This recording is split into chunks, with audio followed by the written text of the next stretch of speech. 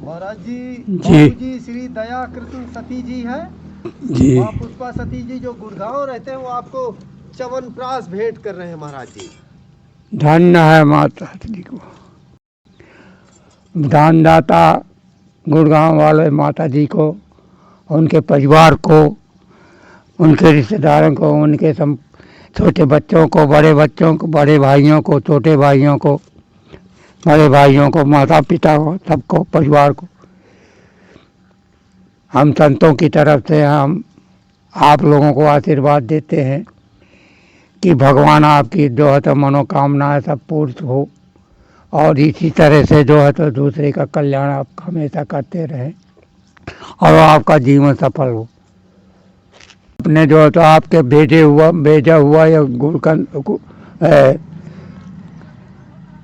मंदाकिनी च्यवनप्राश हमको प्राप्त हुआ है, जो आपको बार बार मैं आशीर्वाद देता हूँ। अब क्या बताऊँ, आँखों से भी कमज़ोर हैं, सब कुछ है, परिस्थितियाँ हैं, अपन चल रही हैं, एक आँख बेकार हो गई। यहाँ सबके लिए रास्ता खुला हुआ है।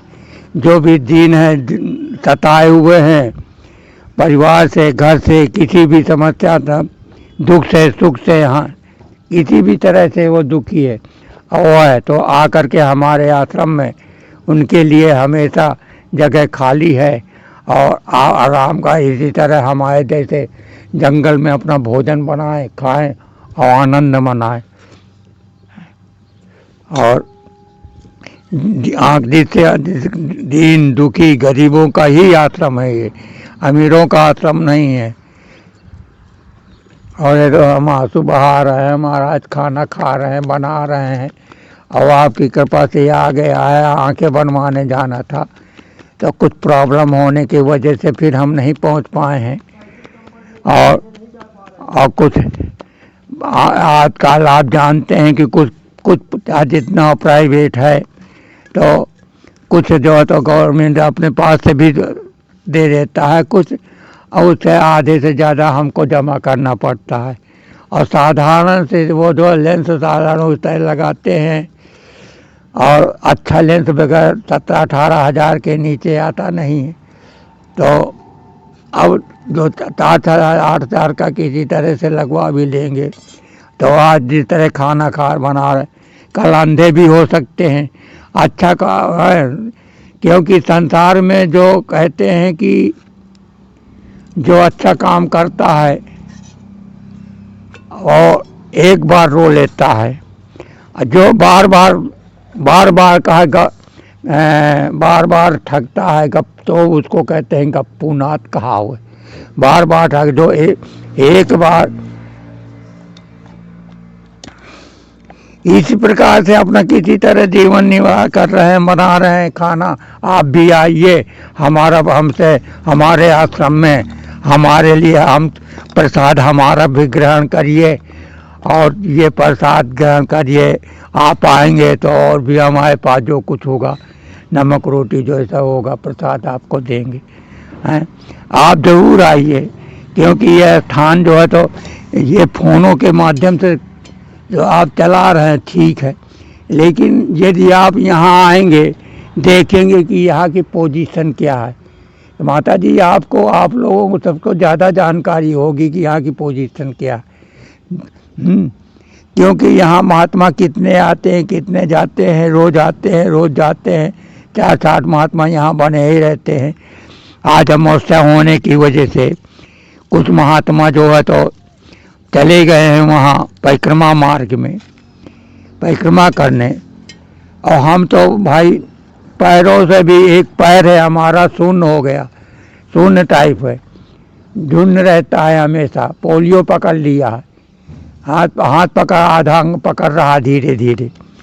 तो इसके वजह से हम कहीं बाहर जा नहीं पाते हैं, परिक्रमा मार्ग भी नहीं जा पाते हैं, और यहीं तो बनाते खाते हैं, ठोंकते खाते हैं। कभी कभी इधर उधर से याद आता है, बाहर से भी भक्त लोग ले आते हैं, तो अपना भोजन हो जाता है, प्रसाद पा लेते हैं। और इसी तरह जीवन का कभी दुखी कभी सुखी, कभी कभी दो चीज कभी धोती नहीं तो कभी लंगोटी, जैसा समय होता है समय जो है तो बनता बिगड़ता रहता। हर समय हर व्यक्ति का हर समय अलग अलग होता है। अब का खाना बनाना, लो किसी भक्त ने हमें आज इसी तरह से है, अभी आए हैं दानदाता से की तरफ से, किसी ने खीर बंटवाया होगा बनवाया होगा संतों के लिए, तो संतों के लिए यहाँ सब लोगों के लिए खीर आया बन के आया हुआ। ये हमारे जो है तो यहाँ के जो आश्रम के मेन व्यक्ति हैं वो हमको कमलेश बता रहे हैं कि ये जो है तो प्रसाद साधुओं के लिए आया हुआ है। छक भर खीर कहते हैं खाओ, छक भर आज खीर खाओ। संत जितने आ गए वो आ जाए, जो आ जाएंगे और जो रह जाएंगे वो शाम को आएंगे, जो आता रहेगा वो दिन भर उनको खिलाते रहेंगे। और ज़्यादा हो जाएगा तो परिक्रमा मार्ग में ले जाते हैं, परिक्रमा मार्ग में संतों को खिलाते हैं आज और भक्तों को खिलाते हैं। जो भी व्यक्ति खाना चाहे प्रसाद लेना चाहे प्रसाद के रूप में सबको मिलता है। अब ये धुआं की वजह से आँखें खराब होने से आंसू भी ये चलते हैं, आंसू भी आते जाते हैं। अब अच्छा जो पैसा होता तो हम भी अमीरों की तरह, हम भी गरीब आदमी हैं तो किसी तरह निर्वाह करते हैं। पैसे वाले होते हम भी 30,000 35,000 40,000 कल्याण से डलवाते। हमारे पास वो अब समझते नहीं है कि हमें 10 बाटा 12,000 15,000 रुपये हमारी व्यवस्था हो सके है। ये आश्रम जो है कमलेश भाई चला रहा है। कमलेश के चलाने की वजह से इसमें हमदर्दी, यदि साधु लोग सन्यासी लोग वो चाहते हैं कि मैं भी इस आश्रम का महंत बन जाऊं, इस आश्रम को मैं खुद चलाऊं, और कमलेश हमको राशन भी देता रहा, तो वो जिस दिन ये ऐसा हो जाएगा तो उस दिन तो संत लोग नहीं रुकेंगे, संतों लोगों को मार मार के रात में आधी रात को जगा जगा के भगा देंगे। ऐसा करते हैं। हमने देखा भी यही एक आश्रम हमको ऐसा मिला है कि जहाँ आप अपने ठप्पे से बनाते खाते हैं और भगवान का नाम लेते हैं, नहाते धोते हैं और करते हैं, और रंज में बीमार में किसी तरह की हमारी समस्या सामने आती है तो कमलेश सहायता करने के लिए सबसे आगे आ जाता है। घर में उसके कुछ हो चाहे ना लोग, लेकिन हमारे लिए वो सब तैयार हो जाता है। और तो हम ही नहीं, एक हर संत के लिए वो उनके पास हमदर्दी, वो चाहते हैं कि कितने लोग हमारे आश्रम में दीन दुखी लोग आ जाए, उनकी हम सेवा कर सकें, और सेवा करते भी हैं, इसमें कोई दो राय नहीं है। अब इससे ज़्यादा और का ये बोलने के लिए हम कुछ और बोल सकते हैं, लेकिन अब जितने बोलना चाहिए, जितने समाज में आकर के अपनी इज्जत न खराब हो, आश्रम भी न बदनाम हो, और अन्य लोग संत लोग न बदल, क्योंकि हम जानते हैं अब क्या करें, मजबूर है, आंखों से मजबूर है, चाल से मजबूर है, गरीबी अमीरी से मजबूर है, नहीं तो हम तो भाई हम भगवान के ही सहारे पड़े हुए हैं। और वही एक प्रेरणा देता है आप लोगों को, जिसके माध्यम से हमको आता है। नहीं तो कोई ऐसे व्यक्ति पड़े हुए जो एक पैसा निकालना नहीं जानते, भगवान ईश्वर ऐसी उनको प्रेरणा देता है कि उनकी आत्मा इतनी निर्मल हो जाती है, आत्मा इतना उनका वो हो जाता है, कोमल हो जाता है कि अपने आप झोली से पैसा निकलने लगता है कि ये दानदाता को दो, संतों के दो, फलानों। संत ही सबसे बड़ा, भगवान मिलते हैं तो संतों के माध्यम से मिलते हैं। आप सोचे कि घर बैठे हमको मिल जाए अपने आप सन्यास, तो उसमें त्याग करना पड़ता, परिश्रम करना पड़ता, 1 जन्म 2 जन्म 4 जन्म न जाने कितने जन्म लेने पड़ते, तब जाकर के मनुष्य का अवतार मिलता है। जब यही एक अवतार, यही एक उम्र है, यही एक भगवान को प्राप्त करने के लिए यही एक सीढ़ी है, इसी सीढ़ी के माध्यम से हम भगवान तक पहुंच सकते हैं। अन्य व्यक्ति, अन्य संसार, अंडज पिंडज सोदर जो भी और भी व्यक्ति तो सब अपने खाने पीने से में मस्त रहते हैं। उनका जीवन क्या है, पेट भर खाओ कमाओ मजा उड़ाओ। उनके पास यदि ज्ञान भी है, ऐसा नहीं है कि ज्ञान नहीं है, लेकिन बोलने की शक्ति नहीं है, चलने की शक्ति है, मगर किसी से मिलने जुलने की शक्ति नहीं है, अपनी अपनी जो व्यथा बताने की शक्ति नहीं है।